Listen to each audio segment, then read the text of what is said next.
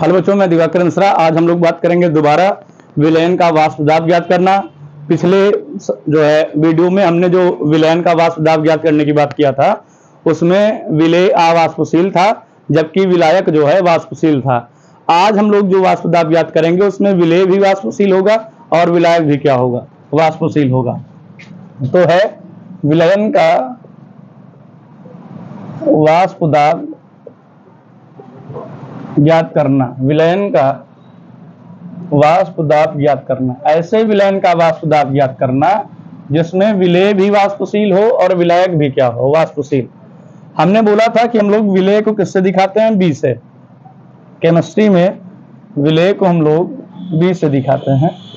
हाँ, ये आपका विलेय है जो कि वाष्पशील है। इस बार विलेय कैसा लिया गया है, वाष्पशील। जैसे मैंने उदाहरण में बात कर लिया एथिल अल्कोहल की और जल की। मैंने जल को बोल दिया जो है विलायक है, एथिल अल्कोहल को बोल दिया विलेय है। तो एथिल अल्कोहल भी वाष्पित होता है और जल तो होता ही है। तो इस बार हम लोग आज ऐसे विलयन का वाष्प दाब ज्ञात करेंगे जिसमें विलेय कैसा होगा, जिसमें विलेय जो है वाष्पशील होगा, विलेय वाष्पशील होगा।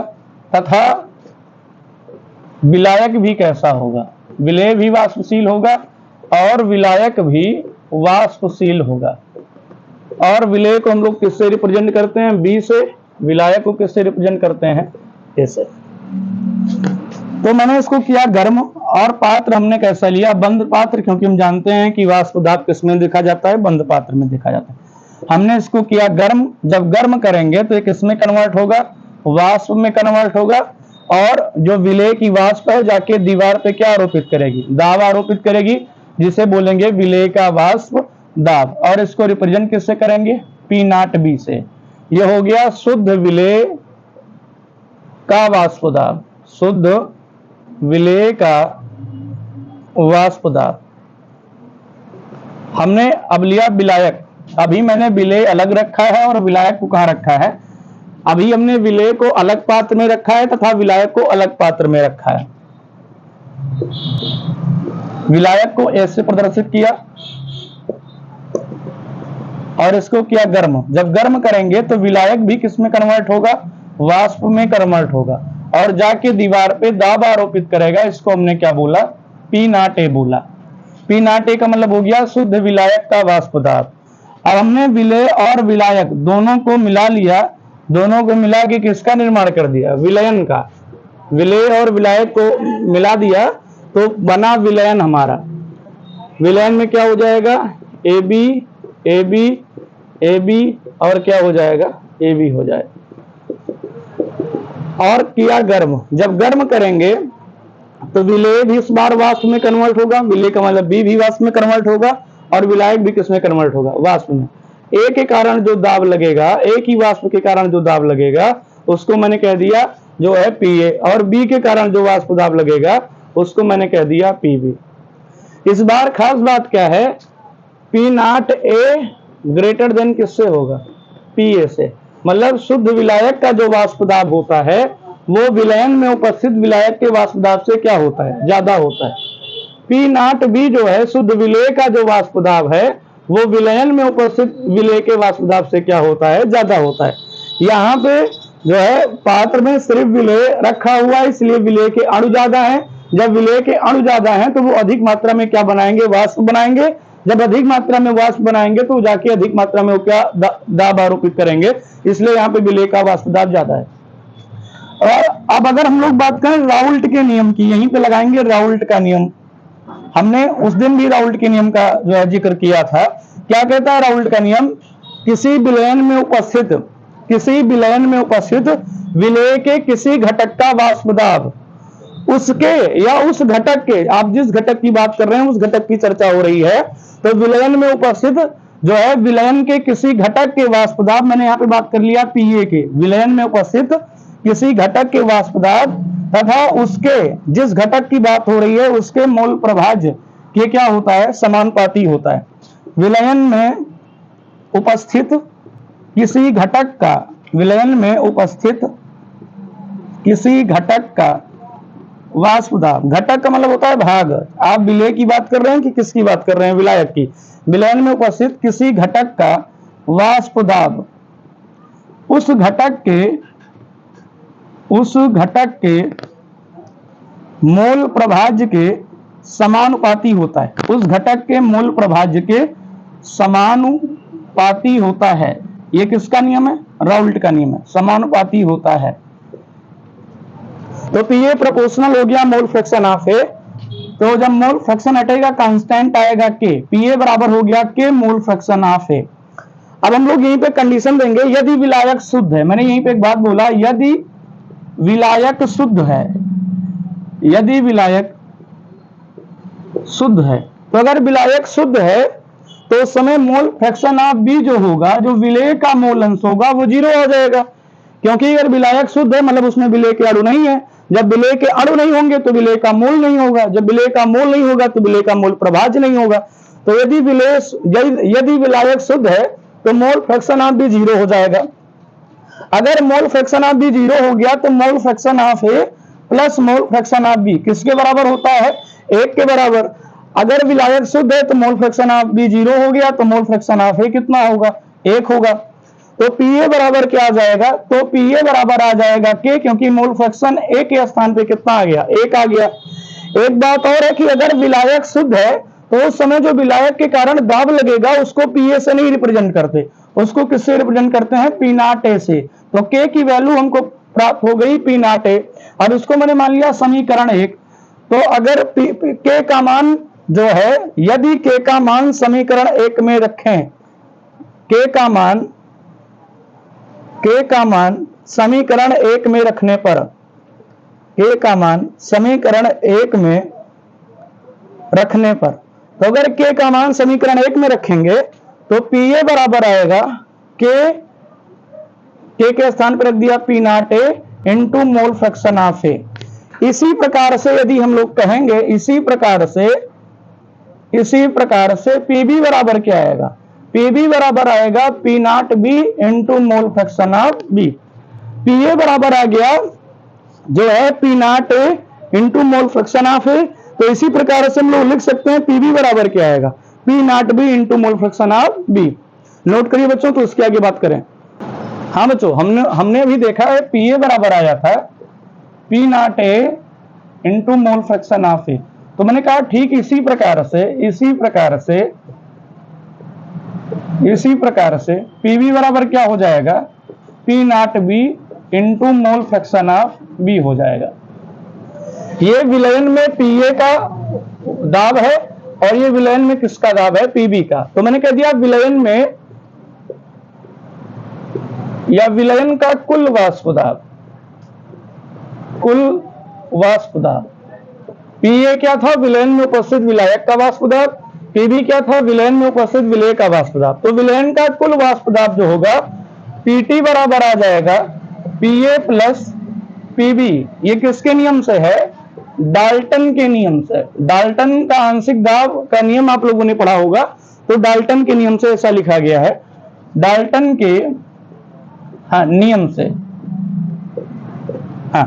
तो पीटी बराबर हो गया पीए प्लस पीबी। तो पीटी बराबर क्या हो गया? पीए के स्थान पर रखेंगे P not A into mole fraction of A. PT बराबर हो जाएगा P not A into mole fraction of A plus PB बराबर हो जाएगा P not B into mole fraction of B. तो एक फॉर्मूला ये हो गया जिससे हम लोग विलयन का क्या निकाल सकते हैं? कुल वाष्प दाब निकाल सकते हैं। अगर इसी को और सॉल्ट करें तो हम लोग मोल फ्रैक्शन ऑफ ए के स्थान पे हमने लिख दिया mole fraction of A plus mole fraction of B बराबर किसके होता है? 1 के होता है। तो मोल फ्रैक्शन ऑफ ए बराबर क्या हो जाएगा? 1 minus mole fraction of B हो जाएगा। अगर इसको और हम लोग थोड़ा इंटरचेंज करें तो चाहे मोल फ्रैक्शन ऑफ ए को विलुप्त कर दीजिए, चाहे किसको विलुप्त कर दीजिए? मोल फ्रैक्शन ऑफ बी को। अगर मोल फ्रैक्शन ऑफ ए को विलुप्त करेंगे तो लिखेंगे 1 minus mole fraction of B.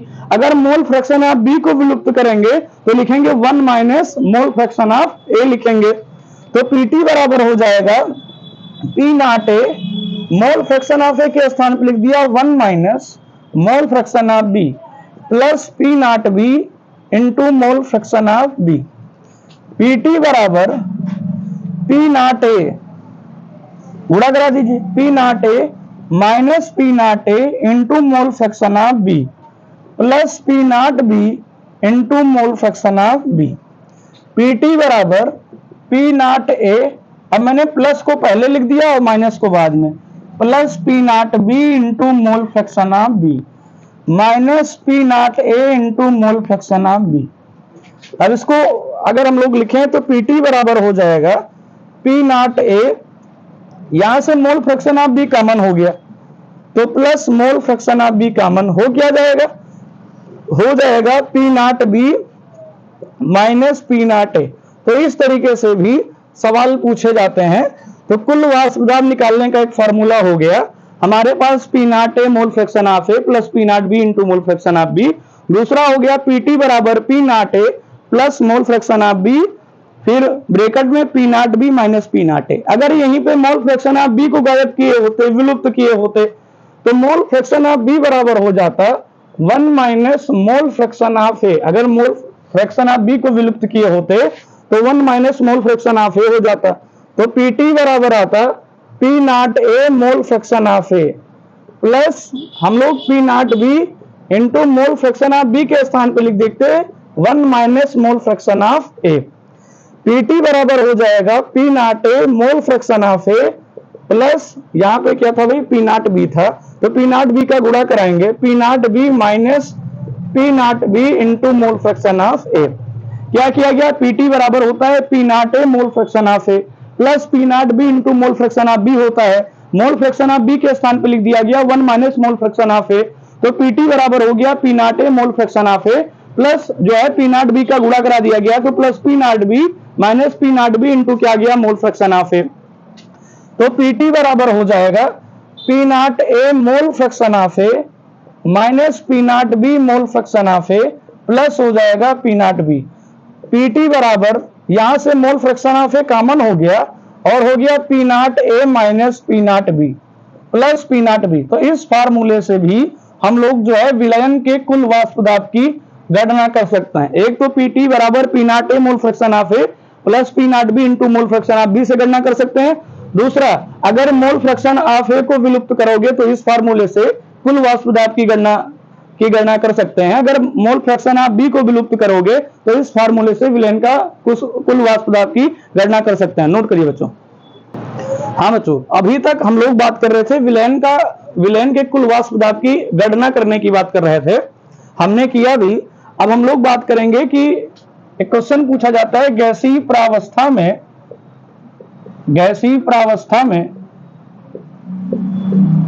मोल अंश ज्ञात करना। गैसीय प्रावस्था में मोल अंश या मोल प्रभाज्य ज्ञात करना। हम लोग बात करेंगे गैसीय प्रावस्था में मोल अंश ज्ञात करना। अभी तक हमने जो मोल अंश निकाला था वो विलयन का मोल अंश था, वो भी हम लोग द्रव अवस्था में ज्ञात कर रहे थे। लेकिन यहां पे एडिंग है गैसीय प्रावस्था में मोल अंश ज्ञात करना। कैसे ज्ञात करेंगे,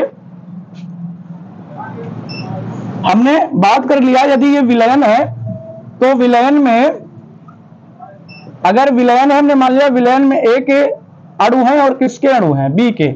ए का मतलब विलायक है और जो है बी का मतलब क्या है, विलेय। हमने बात किया कि यदि यहां पे हम लोग कुल वाष्प दाब निकालें तो कुल वाष्प दाब को किससे दिखाते हैं, पीटी से।